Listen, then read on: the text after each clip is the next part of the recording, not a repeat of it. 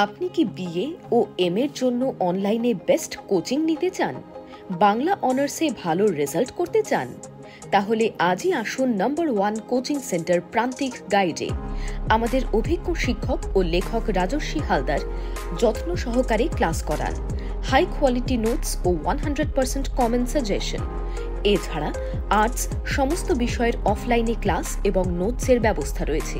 Phone নম্বর 8101787705 ও 7585043273। Follow করুন YouTube channel প্রান্তিক guide. নমস্কার, প্রান্তিক গাইডে সবাইকে শুভেচ্ছা ও অভিনন্দন। আজ আমি নিয়ে এসেছি কলকাতা বিশ্ববিদ্যালয় BA 6th semester Bangla general SEC B2 পেপারের সাজেশন। যারা 2025 সালে কলকাতা বিশ্ববিদ্যালয় থেকে ফাইনাল এক্সাম দেবে 6th সেমিস্টার বাংলা জেনারেল, আজকে দিয়ে দিচ্ছি আমি SEC B2 পেপারের সাজেশন।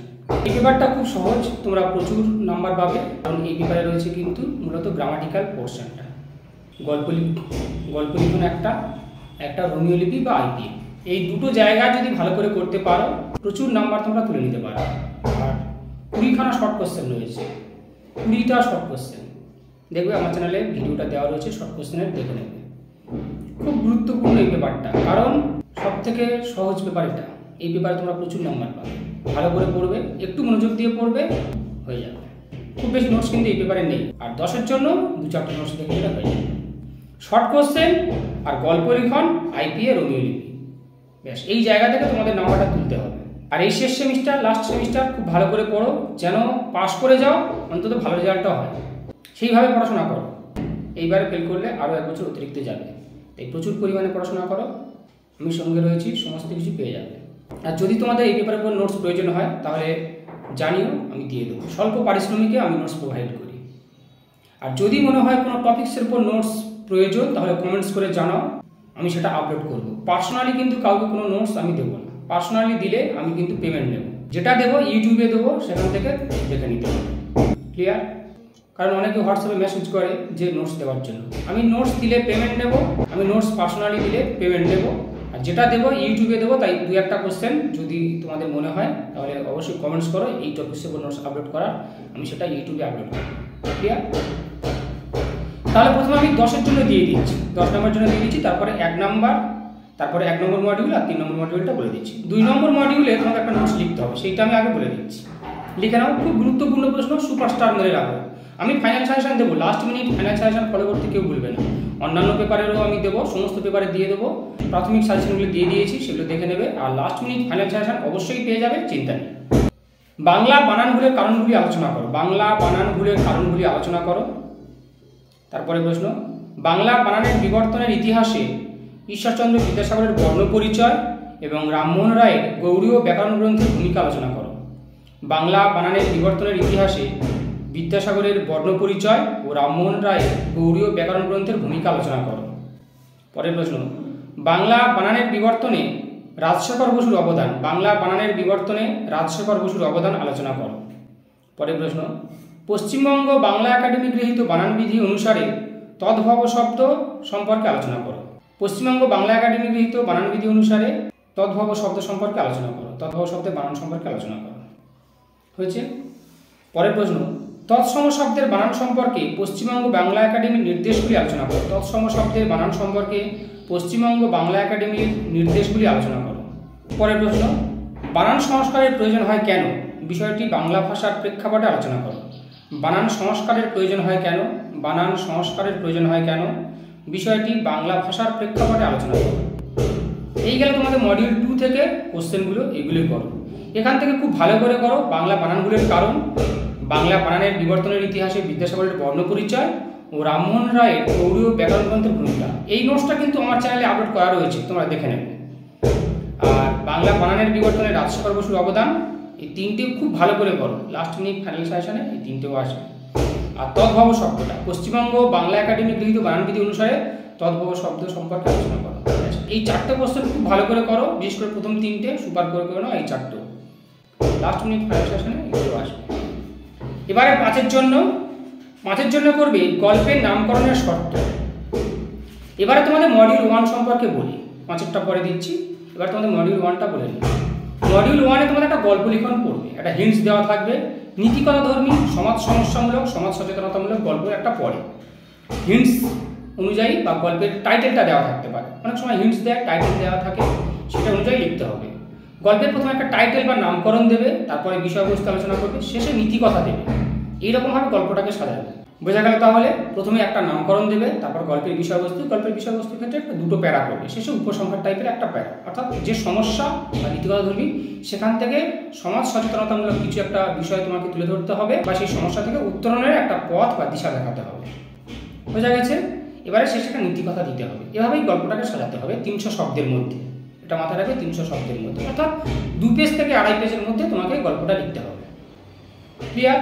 এবার যাও মডিউল 3। মডিউল 3-এ তোমাদের করতে হচ্ছে আইপিএ এবং রোমিও লিপি। আইপিএ ইন্টারন্যাশনাল ফোনেটিক অ্যালফাবেট এবং রোমিও লিপি দুটো অবশ্যই প্র্যাকটিস করো। 10 নম্বরের পরে, 5-এর পরে, 1-এও পড়ে। দেখবে 1-এ অবশ্যই পড়বে, 5-এও পড়বে এই আইপিএ রোমিও লিপি। আইপিএ রোমিও লিপি তোমাদের হচ্ছে সবথেকে গুরুত্বপূর্ণ জায়গা, যেখান থেকে তোমরা সবথেকে বেশি মার্কস পাবে এবং সময়টাও বাঁচবে। কারণ এই পেপারে 80 নাম্বার 3 ঘন্টা, তোমরা 65 নাম্বার দিয়েছো 3 ঘন্টা, এটা 80 নাম্বার, সেটাও 3 ঘন্টা, তাই সময় খুব কম পাবে।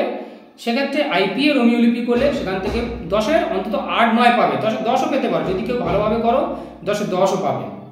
ক্লিয়ার? এই পেপারে কিন্তু আমার অনেক স্টুডেন্ট, মানে এটা তো 4th সেমিস্টারেও ছিল, 80-86 পর্যন্ত পেয়েছে, 80-86 পেয়েছে, এটা ভালো।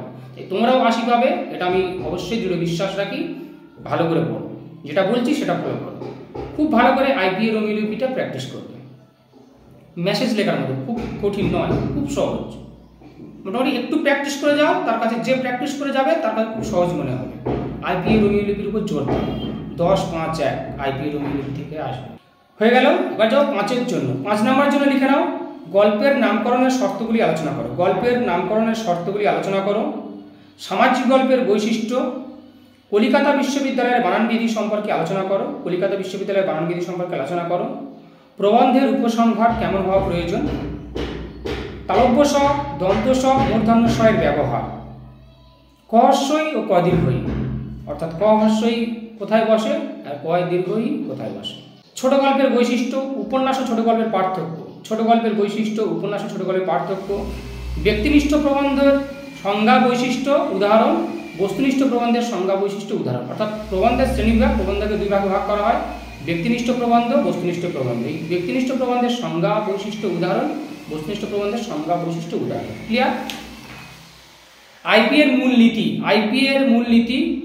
বানান সংস্কারে রবীন্দ্রনাথের ভূমিকা। বানান সংস্কারে রবীন্দ্রনাথের ভূমিকা। রোমিও বর্ণমালার নীতি বা প্রয়োজনীয়তা। রোমিও বর্ণমালার নীতি বা প্রয়োজনীয়তা। বাংলা বানানে হ্রস্ব ই ও হ্রস্ব উকারের ব্যবহার। বাংলা বানানে হ্রস্ব ই ও হ্রস্ব উ বা দীর্ঘ উ এবং দীর্ঘ ই এগুলোর ব্যবহারের ক্ষেত্রে পশ্চিমবঙ্গ বাংলা একাডেমির নির্দেশ। বাংলা বানানে হ্রস্ব ই, হ্রস্ব উ, দীর্ঘ ই, দীর্ঘ উ এগুলোর ব্যবহারের ক্ষেত্রে পশ্চিমবঙ্গ বাংলা একাডেমির নির্দেশগুলি আলোচনা করো। বিদেশি শব্দের বানান বিধি 6টা, টিকা লিখতে হয় কিন্তু 6টা, এটা মাথায় রাখো, 6টা টিকা লিখতে হবে, 6টা টিকা তোমাকে করতে হবে। বিদেশি শব্দের বানান বিধি খুব সহজ, কিন্তু একবার থেকে 2বার পড়লে তোমাদের মুখস্থ হয়ে যাবে 5 নম্বরের জন্য। বিদেশি শব্দের বানান বিধি। অনুগল্পের সংজ্ঞা বৈশিষ্ট্য। অনুগল্পের সংজ্ঞা বৈশিষ্ট্য, আবার শর্ট কোশ্চেনের উপর একটা অনুগল্পের উদাহরণ দাও। বিদেশি শব্দের বানান বিধি, অনুগল্পের সংজ্ঞা বৈশিষ্ট্য। শুদ্ধ বানান, কিছু শুদ্ধ বানান দেবে, বোঝা গেছে? কিছু শুদ্ধ বানান দেবে, সেটা শুদ্ধ অশুদ্ধ নির্বাচন করতে হবে, শুদ্ধ অশুদ্ধ নির্বাচন করতে হবে। রোমিও বর্ণমালা ও আন্তর্জাতিক বর্ণমালার সাদৃশ্য বৈসাদৃশ্য।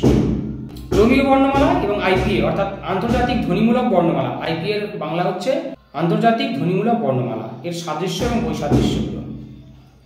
এবার দেখবে তোমাদের 5-এর জন্য কিছু বর্ণ দিয়ে দেবে, ধরো উ, ইও, দন্ত ন, মূর্ধন্য, স্বগুলো, তালব্য স, দন্ত স, মূর্ধন্য স, এগুলোর ক্ষেত্রে আইপিএতে কীরকম ভাবে লিখতে হয়, রোমিও লিপিতে কীভাবে লিখতে হয়, এরকম 5-6টা মোটামুটি বর্ণ দিয়ে দেবে।